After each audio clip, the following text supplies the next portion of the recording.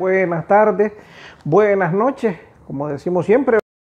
¿En qué hora pueden ustedes estar mirando este video?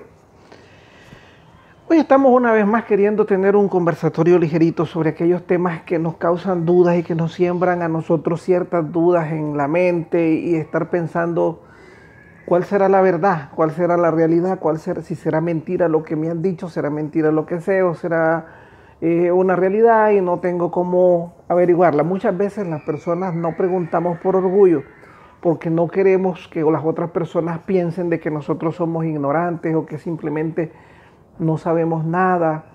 A veces da pena preguntar, todo el mundo pasa por eso, pero es mejor preguntar y que piensen que uno no sabe o que es ignorante que quedarse con una duda que te puede llevar a una perdición para toda la eternidad. Y a veces, como les digo, una gota de agua, tanto caer sobre la piedra hace un hoyito y después ya no se puede cerrar, ya eso queda para toda la vida. Muchas personas se han perdido de la manera porque no preguntan, simplemente se dejan estar escuchando y escuchando y escuchando falsas doctrinas, falsas personas que vienen con un falso evangelio a querernos decir cosas y nos van enamorando y al final nos arrastran con ellos. Y es como dice la palabra, un ciego guiando a otro ciego, los dos se van a ir en el mismo precipicio. Hoy quiero hablar ligeramente sobre un tema que pues a muchos nos deja con ciertas dudas. Por ejemplo, me refiero a la fundación de las iglesias. Si verdaderamente Dios, nuestro Señor Jesucristo, fundó nuestra iglesia o una iglesia, o cuál fue la iglesia que fundó, porque todas las iglesias se llaman que son las iglesias de Cristo. Todas las 60,000 denominaciones existentes dicen que son las iglesias que Cristo fundó o que Cristo dejó o que proceden o que vienen de Cristo. Bueno, eso es fácil averiguarlo, simplemente hay que ver en qué fecha fue fundada su iglesia y quién la fundó. Eso es todo. Y ya usted va a saber quién fundó su iglesia y en qué fecha fue. Por lo menos yo le puedo decir, la iglesia a la que yo pertenezco fue fundada por Jesucristo. Desciende y está fundamentada directamente sobre la base de los apóstoles y profetas del Viejo Testamento. Conste, del Viejo Testamento, porque ahora hay una nueva manada de profetas que se perdieron los profetas. Dice la Biblia, el último profeta fue Juan el Bautista. Y después el último fue Juan, el que escribió el Apocalipsis, que fue Juan el apóstol en la isla de Patmos, en Grecia. Fue el último profeta, Juan. Con el Apocalipsis se cerró la generación de profetas. Después de eso, el Señor lo que nos da a las personas, dice, son palabras de profecía. Ahora, todos somos profetas porque profeta es aquel que habla de Dios, que su boca habla palabra de Dios. Todo aquel que trae un mensaje de Dios Altísimo para las personas está profetizando. Pero ahora mucha gente se atribuye el título de profeta del Señor y falsamente creen que la profecía es decir augurios, cosas que van a suceder. En enero del año que viene va a haber un terremoto porque el Señor me lo reveló.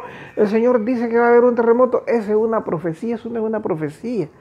La profecía, averigua el contexto de qué es profecía. Juan el Bautista era profeta, predicaba la palabra de Dios. Igualmente, cuando hablamos, bueno, y la iglesia ha sufrido tantas agresiones y tantas cosas por gente inescrupulosa que por un beneficio propio han querido, por decir así, por generar lucro personal, un lucro privado, no han dejado de que las personas prediquen la verdad o no han permitido de que las personas crean en una verdad. Vamos a hablar ligeramente. La iglesia fundada por Jesucristo, muchas personas afirman de que esta afirmación de que Cristo fundó una iglesia es falsa, de que Cristo no vino a fundar ninguna iglesia, de que Cristo lo que vino es a predicar el evangelio, que Cristo nada más vino a traer el mensaje del reino y de la salvación, pero que Él no fundó ninguna iglesia. esos cristianos que afirman eso, de hecho, están en una mentira, están haciendo más bien, se están convirtiendo en blasfemos, en herejes, porque están contradiciendo la palabra del Señor. Bueno, los cristianos afirman que Jesucristo no fundó ninguna iglesia, pero cuando ese tema es aplicado a la iglesia católica, cuando están hablando con un católico le dicen, Jesucristo no fundó ninguna iglesia, Jesucristo lo que vino es a predicar el reino, a predicar la palabra, a predicarnos el evangelio, pero Él no fundó ninguna iglesia, Él no dejó ninguna iglesia fundada, ¿verdad? Pero ese es un gran error, puesto de que, como dijéramos, Jesucristo cuando vino, Él habló palabra de Dios a los hombres, pero a la vez fundó la iglesia sobre la base de los apóstoles y profetas. Si no, entonces recordemos cuando le dijo a Pedro, Pedro, sobre esta piedra edificaré mi iglesia. Entonces estamos contradiciendo esa palabra cuando el Señor dice, sobre esta piedra edificaré mi iglesia. Como está ese texto escrito en la palabra de Dios, está escrito en la Biblia, entonces ahora es bien fácil desvirtuar. Comienzan a decir que Jesús no se refería a Pedro cuando le decía Pedro sobre esta piedra. Entonces dicen ahora de que lo que Jesucristo decía es Pedro, le estaba como platicando a Pedro, Pedro, sobre esta piedra edificaré mi iglesia. O sea, Pedro, sobre mí mismo edificaré mi iglesia. Eso es lo que ahora quieren enredar y empezar a comunicar, a decir de que Cristo lo que estaba diciendo era de que sobre él mismo iba a edificar su iglesia. Entonces, cuando Cristo viene al mundo a darle cuerpo al evangelio. Antes de Cristo, antes de la venida de Cristo, los profetas, valga la redundancia, lo que hacían era profetizar la venida del Mesías. Profetizaban que iba a venir un redentor, que iba a venir un Mesías al mundo y que iba a rescatar a su pueblo. Entonces, los profetas lo que hacían en su mayoría era eso, profetizar la venida del Mesías para la redención, para la salvación del mundo. Al inicio recordamos cuando la palabra decía, dice, y el verbo se hizo carne. O sea, la palabra en ese momento, ¿qué era el verbo? Toda la palabra expresada por los profetas, lo que los profetas habían dicho en su momento, se hizo realidad, se hizo carne. Cristo viene a hacer carne el evangelio también, porque cuando Él viene a edificar su iglesia, a fundamentarla con sus apóstoles sobre esa base, dejando como líder a uno de ellos, que es Pedro. Si usted lo quiere creer, lo cree, y si no lo quiere creer, no lo cree, pero la palabra dice que es Pedro, ¿no? Ahora, cuando el Señor viene, deja fundamentado, porque Él sabía que iba a estar un tiempo en el que ya iba a estar ausente. Es un periodo en el que viene a preparar la iglesia, a fundamentarla, a agarrar a sus apóstoles, a prepararlos, a documentarlos, vamos a decir así, para las personas que nos gustan las palabras modernas, les viene a dar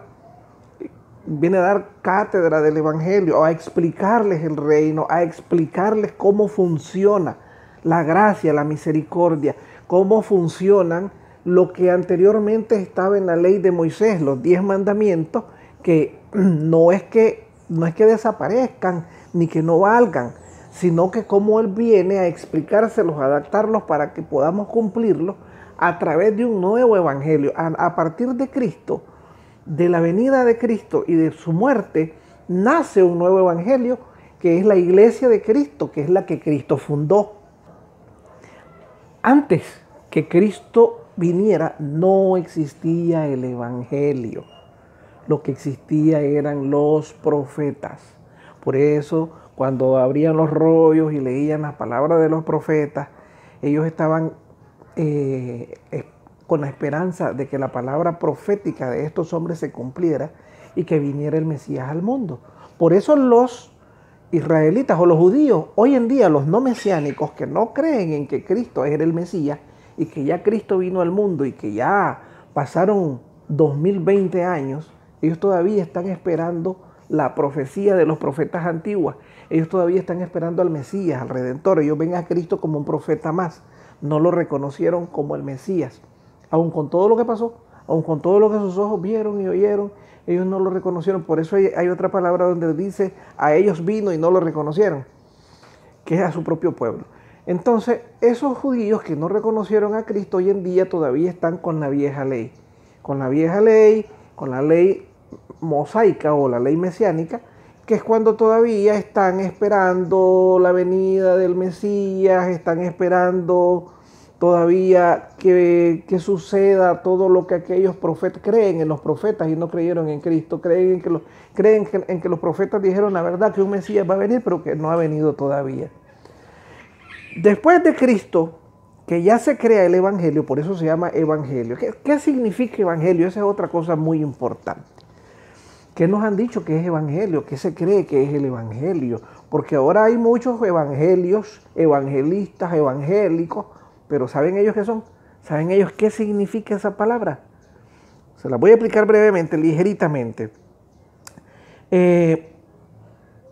Evangelio significa vida, obra y enseñanza de Jesús. Eso es el Evangelio. Vida, obras y enseñanza de nuestro Señor Jesucristo. Se llama Evangelio porque se deriva de una palabra griega que se decía evangelión, que se divide en dos partes. Que es la E y la B iniciales, que solo la E y la B iniciales quería decir en ese momento, quería decir bien. Y gelión, que es la evangelión, quería decir mensaje.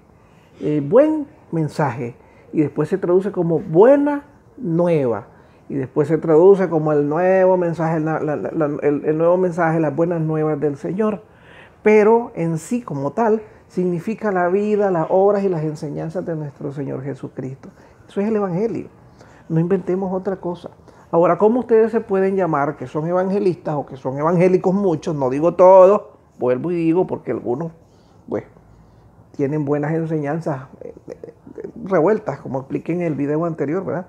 Pero algunos tienen algunas buenas enseñanzas. El problema es que yo no culpo a la comunidad evangélica como tal, a la persona que asiste a la iglesia, a la persona que es miembro, que va a un culto a escuchar palabras, porque él llega a escuchar de manera inocente y de buen corazón, a escuchar palabras de Dios. Sin embargo, escucha mentiras, escucha cosas que no son y se le va creando una confusión. Y entonces en esa confusión caen en un error y después es difícil de sacarlo. Es más fácil que una persona crea en una mentira que hacer que después salga de ese error, salga de esa mentira. Es más fácil hacerlo creer que desengañarlo, porque es difícil. Pero bueno, ahí yo no los culpo a ellos, sino culpo a aquellos líderes, los que están encima de ellos, los que están liderando, los que están a la cabeza, porque ellos son los culpables. Ellos van a tener que entregar cuentas, no solamente por esa persona, por todas las comunidades, sino también por ellos, por su familia, por sus hijos, por lo que hicieron. Y tenemos que tener en cuenta que esta vida es corta, no creamos que esta vida es eterna, recordemos que esto es pasajero. Nosotros creemos que vamos a vivir 100 años, pero miremos cuánta gente muere a los 20, a los 15, a los 18, a los 50, a los 40, a los 30, a los 70. Son contados con los dedos de la mano los que llegan a 100 o a más de 100. Entonces no podemos contar con 100 años de vida, tenemos que tener las lámparas encendidas, como dice la palabra. Dice la palabra que tenemos que tener las lámparas encendidas porque en cualquier momento puede venir como un ladrón en la noche. Entonces no podemos contar con una vida muy larga, entonces no podemos esperar más adelante para arrepentirnos y decir, ahorita voy a hacer esto y más adelante me voy a arrepentir, el Señor me va a perdonar porque es bueno, es grande, es misericordioso, Él perdona. No nos podemos confiar de eso ni pensar así, porque entonces estamos actuando con, como dicen esta cláusula del derecho, alevosía, premeditación y ventaja. Y así no se vale. Bueno, el evangelio de latín evangelion, como les digo, después se queda como el evangelio y cuando se comienzan los escribas a escribir. Por eso ahí está la explicación ya en su contexto. ¿Por qué los evangelistas Juan, Marcos, Lucas y Mateo, por qué se llaman evangelistas? ¿Y por qué se llaman evangelios lo que ellos escriben? Porque narran la vida y obra de nuestro Señor Jesucristo. Por eso son evangelistas y por eso es evangelio. No es evangelista ni evangélico porque creo en Cristo. El diablo también cree. El diablo y todas las legiones de demonios que están ahí creen en Cristo. Todo el mundo cree en Cristo, pero y entonces que ya me salvé, por decir que ya lo acepté como mi salvador personal, ya soy salvo. No se confunda. No ande creyendo en santos que orinan. Eso no es cierto. Porque el mismo demonio vivió en el cielo como ángel de luz, con todas sus legiones de demonios, conoce a Dios, ha convivido con Dios, conoce el reino de Dios, sin embargo se rebeló. Y él, más que nadie, es testigo de la existencia y la plenitud y el poder de Dios, sin embargo se rebeló y es maldito.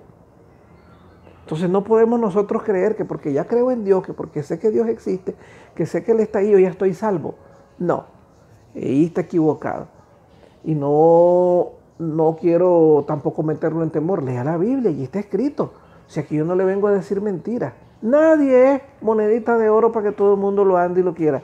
Simplemente tenemos nosotros que hablar con la verdad y a muchos les puedo caer mal por esto. Pero la verdad no es solamente decir la verdad a medias, a como le dijo la serpiente a Eva en el paraíso. ¿Recuerdan en el video anterior lo que les platiqué? Así, el diablo miente, sí miente, es mentiroso, sí es padre de la mentira, sí, padre de la mentira es Satanás, el demonio, pero ocupa la verdad. Dice la verdad primero, después la mezcla con la mentira, y entre verdad y mentira te deja ir una verdad a medias para después canalizarte y llevarte por donde él quiere, para después sacarte frutos y provecho. Entonces eso es lo mismo que hacen muchos hermanos. Agarran a las personas, agarran la verdad, entre la verdad mentira, y se la van acomodando hasta que usted se va por el camino equivocado. Entonces el Señor viene al mundo, hace su evangelio. ¿Cómo lo hace? Con su vida y sus obras. Hace su evangelio, escoge sus 12 apóstoles, los prepara, los unge, los capacita y luego lo ordena. ¿Ah? ¿Saben lo que es la ordenación, verdad? Si no, lo vamos a tener que tocar en otro tema. De ahí que vienen las ordenaciones sacerdotales. Las ordenaciones sacerdotales no son inventadas. El Señor los ordenó. Lo que pasa es que el que no sabe es como el que no ve. ¿Cómo los ordenó? Sencillo. La ordenación es darte la orden, enviarte con un mandato, darte una misión. Eso es ordenarte.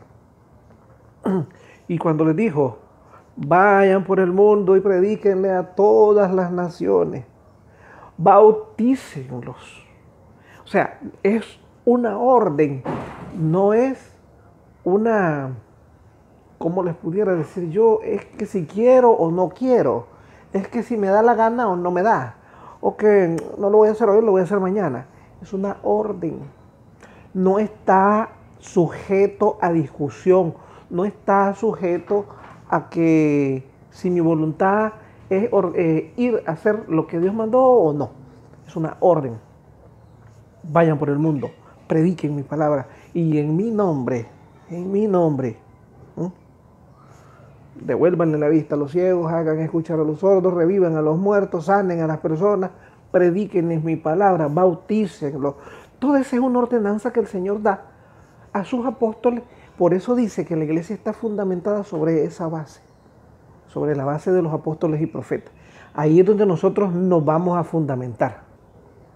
Eso para no caer en el jueguito de muchas sectas protestantes, de muchos herejes, de muchas personas que no tienen ni pie ni cabeza y que andan diciendo que Jesús no dejó ninguna iglesia, que Jesús simplemente vino a predicar la palabra y así, se la quieren dibujar por ahí. Pero miren qué belleza, cuando eso hablamos de la iglesia católica, Jesús no dejó ninguna iglesia, ¿verdad?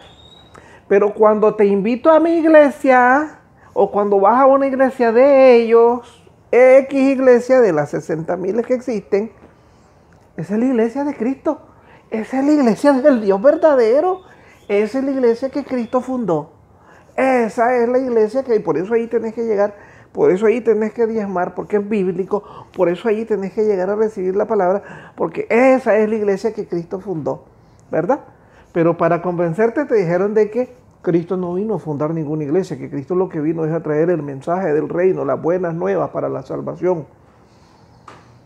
Mentiras, o sea, mentiras de que el Señor no fundó ninguna iglesia, mentiras de que el Señor solamente venía a predicar la palabra. Sí, claro que eso Él viene, pero Él viene a hacer eso para fundamentar su iglesia sobre una base que perdurara y que las puertas del Hades no prevalecerían jamás.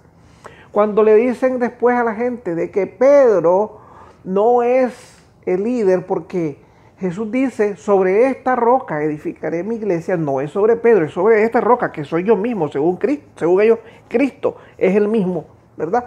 Entonces, explíquenme por qué dice, aquí mismo lo pueden leer, dice, y a ti te entregaré las llaves de los cielos, las llaves del reino.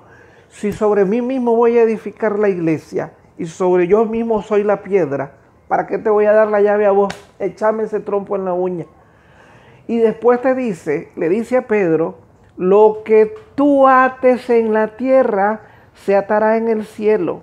Y lo que tú desates en el cielo se desatará en la tierra. O sea, la palabra de Pedro tiene poder para atar y para desatar en el cielo y en la tierra. Lo que Pedro diga, eso se va a hacer, porque Dios así lo dejó. Entonces, ¿qué objeto tienes? Si yo soy la piedra, si yo soy la iglesia, ¿para qué te voy a dar a Pedro las llaves? ¿Y para qué le voy a dar a Pedro el poder de atar y desatar si yo no necesito a Pedro? Simplemente soy yo el mismo, ¿para qué voy a hacer eso? O sea, explíquenmelo. Señores, no confundamos a las personas. Analícelo usted mismo, porque puede ser que usted mismo también esté confundido de estar escuchando lo que otros le han venido diciendo. Analícelo.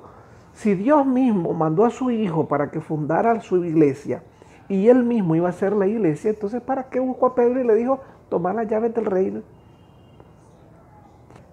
¿Para qué dejarle las llaves a otra persona si no necesito a nadie?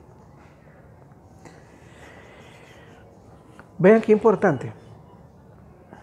Nosotros cuando no queremos aceptar algo lo cambiamos, lo acomodamos. Como hicimos el alfolí, que era una bodega gigantesca, que era la tesorería, la hicimos de este tamañito, chiquitita. Lo adaptamos. Cuando decimos de que Jesucristo no quiso dejar iglesia, decimos que Jesucristo no dejó iglesia, pero la iglesia mía sí, esa sí es la verdadera.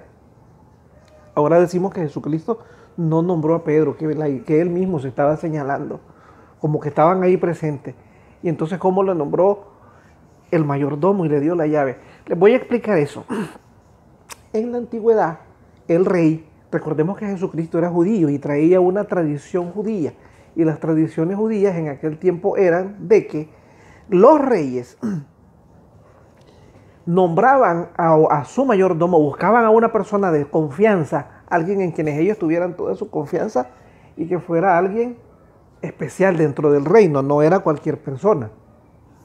Lo nombraban el mayordomo y lo presentaban ante todo su consejo, ante todo su séquito.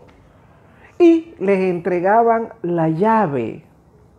Le entregaban la llave. Y una vez que le daban la llave, le decían delante de todas las personas que estaban ahí, que eran otros súbditos del reino, que esa persona era la única que tenía la potestad de abrir y cerrar todas las puertas del reino. Que esa persona, en mi ausencia como rey, o en sustitución de mí o de mi poder como rey, iba a estar él. Esa persona, al entregarle las llaves al rey, estaba autorizada para abrir y cerrar, para entrar y salir, para meter y sacar, porque él estaba con las llaves del reino, de toditas las llaves del reino. Voy a dejar aquí escrito para que ustedes lo puedan ver. No es invento, no es una cosa que le inventó Jesucristo, ni siquiera eso. El Señor se basó en la tradición para poder ejecutar el nombramiento de Pedro y para que los demás apóstoles, que también eran judíos, pudieran entender por qué él estaba haciendo eso. Es bien importante, ¿verdad? Él nunca violó la ley. Él más bien vino a hacer que la cumpliéramos, ¿verdad? Lo que pasa es que ahora nos hemos dejado engañar. Nos hemos dejado engañar. ¿Y saben qué? Hasta dejarse engañar es pecado. Fíjense que no solo el mentiroso, el engañador, claro que es pecador, porque la mentira es del diablo. Pero el engañado también comete pecado. Y si no leamos la palabra creo que en Santiago 5:19. Aquí se lo voy a dejar. Santiago 5:19 dice, más o menos, pues dice, hermanos míos, si alguno, oigan bien, le dice hermanos míos porque estamos hablando que ellos se llamaban hermanos, ahora porque no vayan a decir que Santiago era hermano de Jesucristo, ese es otro tema con el que vamos a conversar más adelante, ¿verdad? Dice, hermanos míos, si alguno se desvía de la verdad, oigan bien, agarra otro camino, si alguno se desvía de la verdad. ¿Por qué está diciendo eso Santiago? Porque él sabía. Santiago tenía revelación y estaba viendo mucha gente que aún estando Cristo aquí, predicando su evangelio, y ya había gente que se desviaba, porque andaban engañadores. Los engañadores han existido siempre.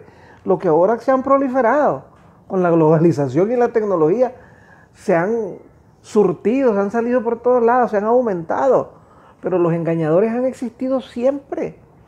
Entonces, dice, hermanos míos, si alguno de ustedes se desvía de la verdad, o sea, agarra otro camino, ¿verdad? Cualquiera que lo hace volver, que hace volver al pecador, ¿verdad? Lo está rescatando. El que hace volver al pecador, o sea, ¿por qué le dice volver al pecador? Porque si se desvió ya cometió pecado. Y usted lo puede leer aquí, no lo estoy inventando. Entonces, cualquiera que hace el camino de salvación se pierde una vez que usted se desvía de ese camino. Si usted en vez de agarrar el camino de salvación se desvía por otra corriente, ya usted perdió el camino y por tanto perdió la salvación y por tanto cayó en un pecado. Y es un pecado mortal. Oiga bien, no es inventado. Entonces dice, el camino malo te lleva a la muerte. El camino malo te lleva a la muerte. Aquí podemos ver cómo la palabra de Dios nos dice, en Santiago 5:19, nos está diciendo de que el pecador no es nada más el que te engañó, sos vos también, por haber, como decimos, por haber comido cuento, por haber agarrado el cuento y haber seguido de seguidor. Donde va la gente va Vicente, porque allí es más bonito, porque allí me gusta, porque allí danzan, porque allí bailan, porque allí brincan, porque allí aplauden, porque allí cantan. No es asunto de gustos, es asunto de orden. Y es asunto de lo que Dios estableció. Entonces, si vos te desviaste de la verdad y te fuiste por otro camino, ya cometiste pecado vos y mortal. Cometió pecado también el que te llevó. Los dos. Bien importante saber eso, ¿verdad? El desviarse de la verdad es un pecado mortal. Por lo tanto, no solo comete pecado quien lo engaña, sino también quien asume esa mentira como una verdad absoluta. Por tanto, nosotros no debemos de permitirnos que otra persona venga y nos diga, maldito el hombre que confía en el hombre, que otra persona venga y nos diga cualquier cosa. Vaya a la Biblia, verifíquelo, léalo, que le dé capítulo, versículo, y usted vaya y interprételo. Y si no sabe, busque a alguien que le ayude, pero tampoco vaya a buscar a otro que no sabe. Porque recuerde que un ciego guiando a otro ciego, los dos se van a ir en el mismo hueco. Tiene que buscar a alguien que sepa de la palabra de Dios.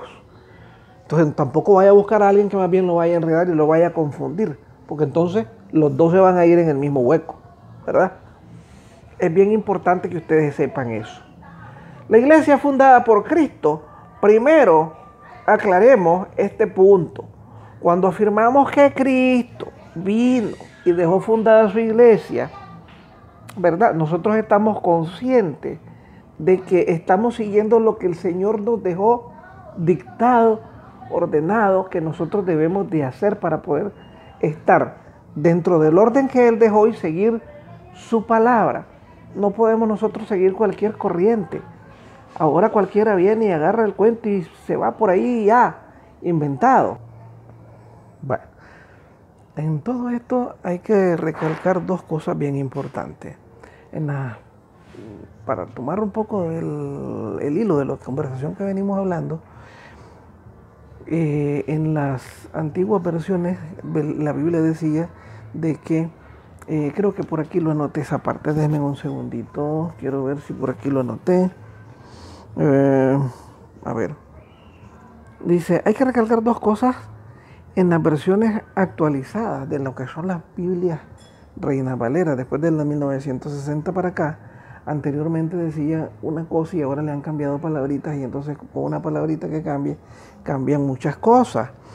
¿Ves? Quitaron la palabra principal. La palabra principal es una palabra muy importante porque estaba diciendo de que Jesucristo era la principal piedra del ángulo, ¿verdad? Entonces le quitaron la palabra principal y dejaron que Jesucristo es la piedra del ángulo. Entonces, ¿qué pasa? Cuando querés desvirtuar alguna cosa, simplemente la modificas, le quitas o le pones alguna palabra, alguna coma, algún punto, o le cambias el significado a una palabra. Antes, busquemos en las versiones más antiguas, dice que Jesucristo era la principal piedra del ángulo. Hoy en día vamos a encontrar donde dice que Cristo es la piedra del ángulo. Sí, es cierto, las dos cosas son ciertas, pero Él es la piedra principal. Y si hay una piedra principal, significa que hay otras piedras más abajo, de la cual Él es la principal, ¿verdad? Hay muchas piedras, bastantes piedras, pero de todas esas piedras hay una piedra que es la más importante, es la piedra principal. Esa es la piedra del ángulo. Estamos hablando que ese es Cristo, ¿verdad? Y eso de desvirtuar eso es por aquello de que a Pedro lo llamó piedra. Entonces, como ya Pedro lo llamó piedra, entonces nosotros queremos decir de que es que Pedro es la piedra del ángulo. No confundamos ni hagamos enredo. Una cosa es una cosa y otra cosa es otra. La verdad es que nos hemos venido enredando porque cada quien ha venido interpretando las cosas a su gusto y a su beneficio. Pero no fui yo, ni fuimos nosotros quien le puso el nombre de piedra. Vayan y reclámenle a Jesucristo. Él fue el que le puso piedra a Pedro, no es culpa mía porque me voy a enojar yo. Y porque yo voy a hacer un alboroto por la palabra y el nombre que Dios le quiso poner a su apóstol. Allá está él, vayan a reclamarle. Y si no, pues el día que se mueran, reclámenle y díganle que por qué le dijo piedra a Pedro. Eso no es una cosa que yo la tenga que discutir, ni es una cosa que yo tenga que entrar en una discusión fervorosa con nadie queriéndole decir que Pedro es la piedra sobre la que Jesús dijo que iba a edificar su iglesia. Y así es, Pedro es la piedra sobre la que Jesucristo funda su iglesia, siendo de todas esas piedras la principal piedra del ángulo, Jesucristo. Entonces nos confundimos y nos enredamos, nos ahogamos en un vaso de agua porque queremos, ¿verdad? Pero bueno, no quiero hacer muy larga estas enseñanzas porque se me van a aburrir. Vamos a continuar en el próximo video. Por el momento vamos a dejarlo hasta aquí para darles la oportunidad de que todo lo que ha aparecido aquí, todo lo que les he dicho, lo investiguen, lo consulten, lo lean y lo interpreten. Y después vamos a ponernos a hacer una discusión sobre el tema. Cualquier cosa me la pueden dejar escrita aquí abajo, yo con gusto les respondo, o me lo pueden mandar en privado y por privado yo igualmente se lo voy a responder en privado. Que el Señor me lo siga bendiciendo, sigan leyendo la Biblia, no se siguen dejando engañar porque se van a ir los dos en el mismo hoyo. El engañador y el engañado llevan el mismo pecado. Así que no se dejen seguir engañando, lea la Biblia, interprétela y siga haciendo el bien sin mirar a quién. Que el Señor me lo bendiga y sigamos adelante.